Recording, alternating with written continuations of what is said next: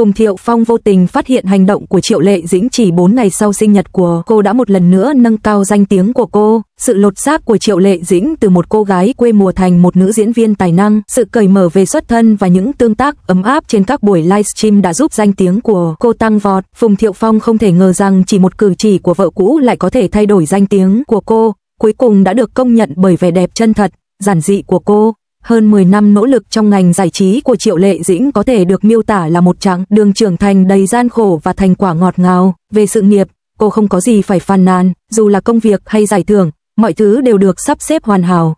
Về danh tiếng của ông, nó khá tốt, nhưng nó luôn bị kìm hãm bởi tính cách thẳng thắn, bộc trực và sắc sảo của ông. Từ Don't Complain năm ngoái đến You're Beautiful năm nay, cô đã nhiều lần bị nghi ngờ là không chỉn chu và một số người còn nói rằng trí tuệ cảm xúc của cô thấp. Tuy nhiên, nhìn vào vòng phát sóng trực tiếp của Triệu Lệ Dĩnh hiện tại, có vẻ như cô ấy đã trở thành một người khác. Có lẽ ngay cả Phùng Thiệu Phong cũng không ngờ rằng 4 ngày sau sinh nhật lần thứ 38 của vợ cũ, hành động của cô lại khiến cho cái nhìn của mọi người về cô tăng vọt.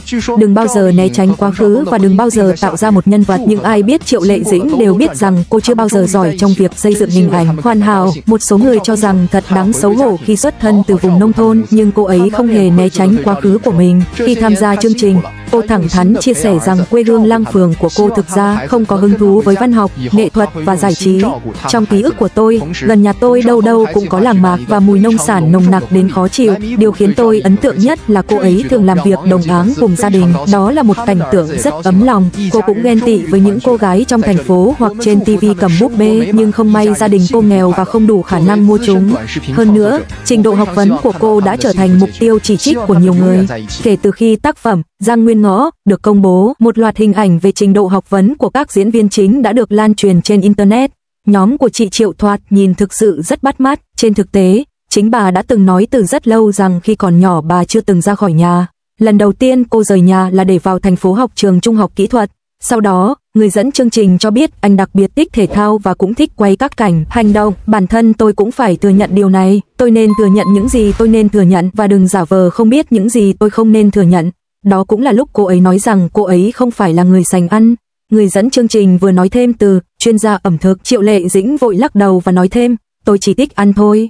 Trong buổi phát sóng trực tiếp năm ngoái, người dẫn chương trình ban đầu dự định nói về những đóng góp của mình cho buổi phát sóng trực tiếp này, nhưng trước khi anh kịp nói hết, chị Triệu đã ngắt lời anh. Đây là cách để làm mọi việc mà không đóng vai nạn nhân hoặc tạo ra một nhân vật nào đó. Khi quay cảnh chiến đấu trên sa mạc trong Princess Asian, các nhân viên đã theo dõi cô và cố tình ghi lại cảnh cô đang cố gắng hết sức. Tôi cảm thấy rất vui khi chạy. Ngoài ra, Triệu Lệ Dĩnh còn khá nổi tiếng với cư dân mạng vì cô không quá cầu kỳ. Khi tham gia chương trình cùng Huỳnh Hiểu Minh, anh cũng chia sẻ rằng anh rất thích mua đồ ngay khi đến nhóm mới và sẽ cảm thấy đặc biệt không thoải mái nếu không nhận được hàng giao nhanh. Ông cũng cho biết thói quen này thực ra không tốt chút nào. Chị Triệu lập tức nói, đây là thói quen sao? Không, là vấn đề. Khi làm việc với Trương Hàn, anh có nói rằng anh thích những cô gái như San San và không thích những cô gái như Triệu Lệ Dĩnh. Kết quả là Triệu Lệ Dĩnh trực tiếp phản pháo, cũng giống như tôi không thích anh ta, nhưng tôi lại thích sếp lớn. Tôi là người có chính kiến và ý tưởng riêng, và anh ta không thể kiểm soát tôi. Khi quay Phi Huyền Thoại, cô ấy vừa sinh con. Tình hình sức khỏe của cô ấy thực sự không tốt lắm trong thời gian đó, và bản thân tôi cũng thấy khá tiếc. Tuy nhiên, vấn đề lớn nhất của bộ phim này nằm ở kịch bản. Chị Triệu đã đổ thêm dầu vào lửa và hai bức ảnh so sánh được cho là thể hiện sự không hài lòng của chị với kịch bản. Người hâm mộ đều nói, chẳng có gì lạ khi sau này cô lại chuyển hướng sang nghề biên kịch. Cô cũng tham gia đêm hội Weibo và giành được giải thưởng. Sau khi cảm ơn ban tổ chức, cô không giấu được cảm xúc. Tôi chỉ chú ý thêm một chút thôi. Câu này giống như lời của nữ hoàng khi bà ấy đang phát biểu. Nếu bạn nói quá nhiều, mọi người sẽ dễ nghĩ rằng bạn có trí tuệ cảm xúc thấp.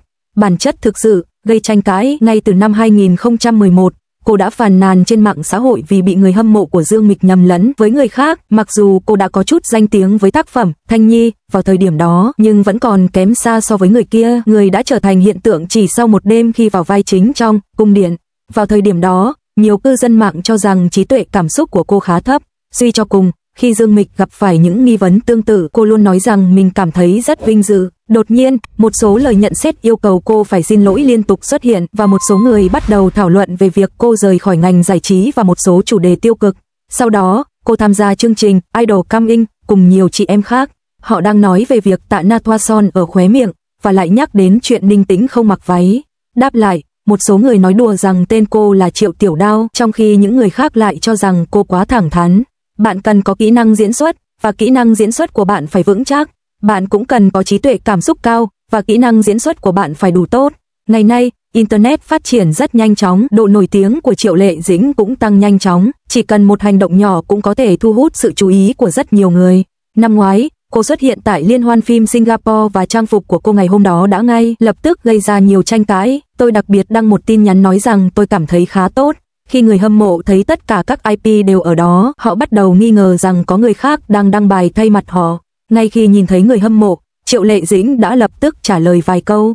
Đừng nói nhiều thế nữa, một số người hâm mộ luôn đứng về phía bạn và họ khó có thể chấp nhận những gì bạn nói. Một lần nữa, chủ đề mất người hâm mộ lại đứng đầu danh sách tìm kiếm phổ biến. Vào tháng 5 năm nay, tin đồn về mối quan hệ giữa Triệu Lệ Dĩnh và Triệu Đức Nhân đã bị phanh phui, thậm chí paparazzi còn công bố cái gọi là bằng chứng video. Trên thực tế, những người hâm mộ trung thành đã cảm nhận được điều gì đó không ổn vào năm ngoái. Đáp lại, cả hai bên đều phớt lờ và không nói gì cả. Mấy ngày trôi qua thật nhanh, không ngờ sau khi thấy hot search, chị Triệu lại phản hồi. Lúc này anh vẫn đang quảng bá cho bộ phim mới, nhưng từ Sunny May trong bản cập nhật tiếp theo lại xuất hiện và gây ra nhiều tranh cãi. Một số người cho rằng cô ấy thực sự mạnh mẽ và can đảm, nhưng những người khác lại cho rằng một người của công chúng lại nói những điều như vậy là không phù hợp. Mỗi lần tôi trả lời như thế này thực ra là không đủ rõ ràng với người hâm mộ và cũng khiến khán giả trên phố cảm thấy không thoải mái. Một lần nữa đạt được sự gia tăng trong truyền miệng. Phùng Thiệu Phong rất hiểu tính cách thẳng thắn và bộc trực của vợ cũ. Anh ấy là người khá tình cảm. Trước đó trong một chương trình, anh ấy thậm chí còn nói rằng nếu có ai đó ủng hộ mình, anh ấy sẽ cảm thấy mọi việc dễ dàng hơn nhiều. Triệu Lệ Dĩnh từng chia sẻ rằng cô sẽ thực sự thích một người, nhưng cô cũng rất coi trọng sự nghiệp của mình. Có một số điều tôi tự tin về bản thân và không cần sự giúp đỡ của bạn. Phùng Thiệu Phong cũng xác nhận vợ cũ của anh là người khá thoải mái, dễ tính và có tư tưởng rõ ràng. Đó là điều anh đặc biệt thích ở cô. Cách họ sống chung với nhau khá kỳ lạ và có vẻ khá bất thường. Thông thường, đàn ông sẽ tặng nhẫn cho phụ nữ, nhưng khi Phùng Thiệu Phong tham gia một chương trình sau khi kết hôn, anh cho biết mình vẫn chưa nhận được nhẫn từ vợ. Ông cũng thường hỏi vợ mình, anh cưới em vì anh thích em, hay anh cưới em vì tình yêu? Tôi vô tình nhắc đến biệt danh của con trai mình ở bên ngoài và đột nhiên nó hoảng sợ. Trong khi tự an ủi mình bằng câu nói, cứ nói đi, tim anh đập nhanh và anh lo lắng hỏi vợ liệu cô ấy có thể nói được không. Trong sự thận trọng này, người ta có thể cảm nhận được sự quan tâm của anh dành cho Triệu Lệ Dĩnh, đồng thời cũng bộc lộ sự khác biệt rất lớn trong tính cách của họ. Anh ấy tình cảm và tinh tế hơn, suy nghĩ nhiều hơn và hơi do dự, trong khi cô ấy lý trí và phóng khoáng, làm mọi việc mà không chậm trễ. Bây giờ, Triệu Lệ Dĩnh có vẻ hơi khác một chút. Chỉ 4 ngày sau sinh nhật, cô xuất hiện trong phòng phát sóng trực tiếp với chiếc váy quây màu xanh bạc hà, cách anh ấy đứng với hai tay đút túi quần trông giống hệt Na Cha, nhân vật mà Sơ Triệu thích. Có một phân đoạn để giới thiệu các tác phẩm của người hâm mộ. Triệu Lệ Dĩnh nhìn theo, mỉm cười nói, người hâm mộ của tôi thực sự đang bắt chước tôi. Cô ấy thích những bức ảnh này, bất kể góc độ hay phong cách nào. Cô khá ngạc nhiên khi người hâm mộ của cô có thể chụp được góc chụp này. Ngoài việc khen ngợi người hâm mộ, cô còn cho biết tôi thực sự hạnh phúc và cảm động khi những điều tôi yêu thực sự có sức ảnh hưởng đến những người yêu tôi. Đó là một sức mạnh to lớn, và tôi hy vọng mọi người sẽ chia sẻ nhiều hơn về cuộc sống của họ.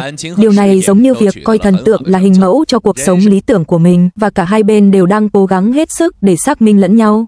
Sự tương tác ấm áp như vậy cũng mang về cho Triệu Lệ Dĩnh rất nhiều lượt thích và sự ủng hộ. Không có lời lẽ cay độc, chỉ có sự quan tâm, khiến người ta cảm thấy đặc biệt ấm áp. Sự thay đổi này không phải là bà trở nên ít thẳng thắn hơn, mà là bà đã nhận được nhiều sự tôn trọng và kính nể hơn đối với sức ảnh hưởng của mình.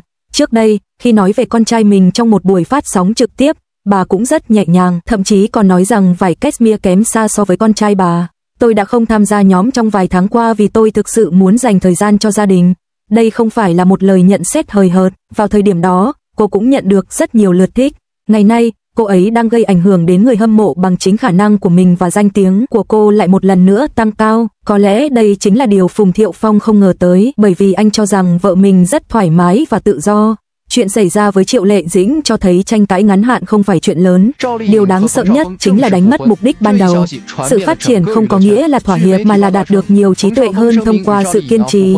Thay vì trở nên kiềm chế, cô ấy đã học cách thể hiện sức mạnh bằng sự dịu dàng. Sự trưởng thành chân thành và khiêm tốn này đã giúp cô nhận được nhiều lời khen ngợi. Đây chính là điều mà một nghệ sĩ truyền tải năng lượng tích cực và đầy chính nghĩa nên thể hiện.